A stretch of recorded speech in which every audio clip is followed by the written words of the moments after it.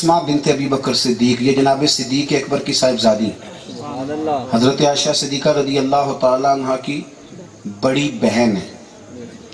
اور حضور صلی اللہ تعالیٰ علیہ وآلہ وسلم نے ان کا نکاح حضرت زبیر بن عوام اپنی پھپھی کے بیٹے کے ساتھ کیا۔ حضرت اسما، ان کی بڑی زبردست احادیث کتب احادیث میں جو ان کی مرویات ہیں وہ ملتی ہیں۔ جو لوگ جاتے ہیں نا غار ثور پر، اور جب غار ثور سے واپس آتے ہیں تو بڑکیں بڑی مارتے ہیں، مطلب میں جناب پھر پہنچ گیا 2.25 گھنٹے، اور جناب میں گیا پھر میں اوپر ہی چڑھ گیا جی 4213 فٹ میں چڑھ گیا جی اوپر، بڑی حالانکہ کرتے پتہ کیا ہے، 3 بوتلیں پانی کی لے کے جاتے ہیں، اور راستے میں کئی جگہ بیٹھنے کو جگہ بنی ہوئی۔ میں جب گیا تھا تو میرا خیال ہے کوئی 70-75 جگہ پہ میں نے بھی سانس لیا ہوگا، اتنا آسان تھوڑا ہے چڑھنا۔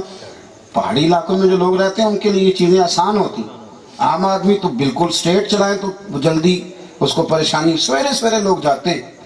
اور ابھی اس زمانے میں 1400 سال بیتنے کے باوجود بھی راستہ اتنا کلیئر نہیں ہے،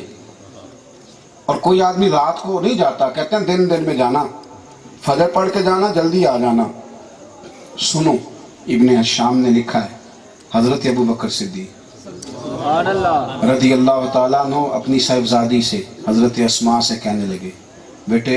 میں حضور کو غار ثور میں لے کے جا رہا ہوں، میرے نبی کو باسی کھانا نہیں ملنا چاہیے، روز تازی روٹی پکا کے نا پہنچا کے آنا غار میں۔ یار یہ کسی کی جوان بیٹی رات کو نکل آئے نا دکان پہ چلی جائے کوئی چیز لینے کے لیے تو صبح شور اٹھ جاتا ہے۔ بچی نکل آئی تھی باہر، بھئی اس کا اپنا گاؤں ہے، کوئی چچا ہے، کوئی ماموں ہے، کوئی بھائی ہے، تو یہاں پر باپ کو پریشانی ہو جاتی۔ اور پھر حضرت اسما کے لیے حکم تھا کہ بیٹے رات جب گہری ہو جائے تب آنا، کسی کو پتہ نہ چلے کہ جیم جان دا کچھ وسا نہیں، جان یار نو دے تے شاد ہو جا، ایسے دل دہین فساد سارے، دل بر نو دے تے آزاد ہو جا، جو رکھے آباد تے رو وسدا، جدوں کرے برباد برباد ہو جا، جدوں کرے برباد ختم، بیٹے آنا ہے۔ حضرت اسما کہتی ہے میں روز شام کو کھانا پکاتی تیار کرتی، اور پھر میں مکے کی گلیوں میں گھوم کے دیکھتی، جوان بیٹی کوئی بھائی اتنی وفا کہاں سے لاؤ؟ اپنے گلی میں بیٹی نکلا تھتی، میں گھوم کے دیکھتی، دنیا سو گئی ہے تو پھر میں وہ کھانا باندھتی، غار ثور میں لے کے جاتی۔ ابو جہل کو شک ہوا، کہتی میں معمولی بی بی نہیں تھی، میں مکے کے سردار ابو بکر کی بیٹی، کسی کی جرت نہیں تھی میرے گھر کی طرف آنکھ اٹھا کے دیکھے۔ ابو بکر صدیق ایک وزادار آدمی، مالدار قبیلے والے آدمی تھے، لیکن فرماتی ہیں ابو جہل کو شک ہوا، میرے پاس آیا، دروازے پہ دستک دی، شور بڑا تھا، 7 لوگ بھی تھے، میں باہر آئی، کیا بات ہے؟ نوجوانوں غور سے سننا، کیا بات ہے؟ کہنے لگا اسما بتاؤ تمہارا باپ کہاں گیا ہے؟ محمد ابن عبداللہ صلی اللہ تعالی علیہ وسلم کو لے کے کہاں گئے؟ تو حضرت اسما کہتی ہے میں چوراہے میں کھڑی ہو گئی، چوراہے میں، اگر میں بتا دیتی ہوں کہ وہ کہاں ہیں تو میرا عشق نہیں بچتا، وفا نہیں بچتی، اور اگر میں کہتی ہوں مجھے پتہ نہیں تو یہ جھوٹ ہے، شریعت اس کی اجازت نہیں دیتی، شریعت اجازت نہیں دیتی۔ حضور کہتے ہیں مومن جھوٹا نہیں ہوتا، سچ بتاؤں تو کیسے جھوٹ بولوں؟ کہتی ہے چوراہے میں کھڑی ہو گئی، اللہ کرے آپ کو میری بات کی سمجھ آئے۔ وہ یار ایک عورت خاتون اور حالات اتنے خستہ کہ سارا مکہ ایک جانب۔ ابن شام لکھتے ہیں کہ جناب اسما بنت ابی بکر صدیق رضی اللہ تعالیٰ عنہ فرمانے لگی کہ ابو جہل نے پھر پوچھا بتاؤ کہاں گئے ہیں؟ آپ فرماتی ہیں پھر سوچنے لگی، میرے پاس پورا منٹ پہ نہیں تھا فیصلہ کرنے کے لیے، سچ بتاتی ہوں تو وفا اجازت نہیں دیتی، جھوٹ بولتی ہوں تو شریعت اجازت نہیں دیتی۔ آپ فرماتی ہیں اس نے تیسری بار گرجدار آواز میں پوچھا اسما بتاؤ کہاں گئے؟ فرماتی ہیں میں نے ساری ہمت اکٹھی کی، ساری ہمت، اور اپنا پورا وجود سمیٹ کر صدیق کی بیٹی صدیقہ بولی اور کہنے لگی ابو جہل سن، میں عام نہیں ہوں، میں صدیق کی بیٹی ہوں،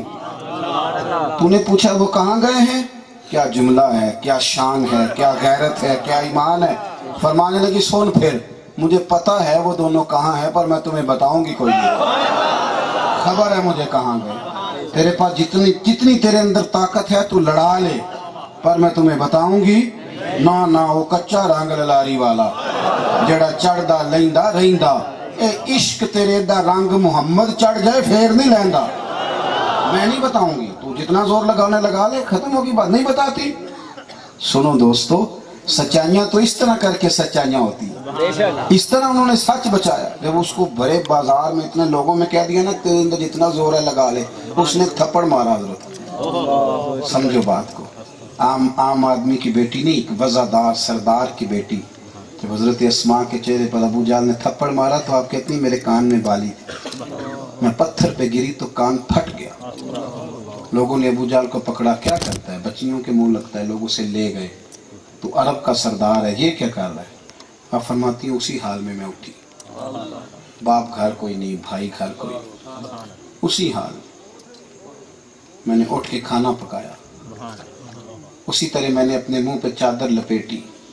وہ کھانا تیار کر کے پھر آج میں نے رات اور گہری ہونے دی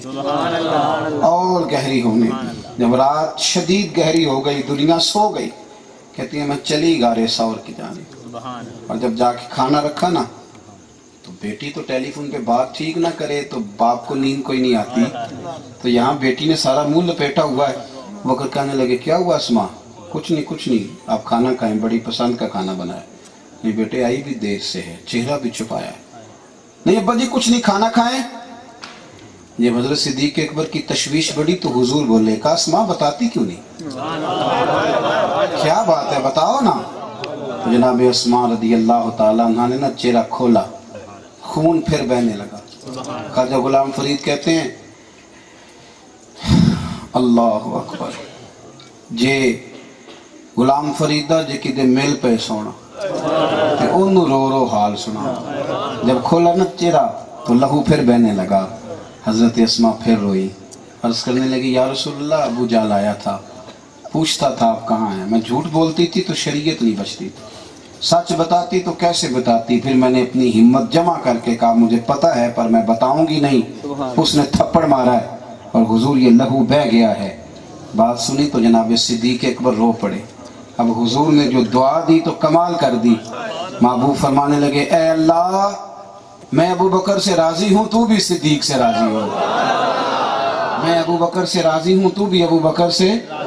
یار سچ کے لیے اتنی قربانیاں دی لوگوں نے اور یہاں بے مقصد جھوٹے لطیفے جھوٹی کہانیاں اپنی جھوٹی شانیں انا کے بت پال کے لوگ سارا دن جھوٹ بولتے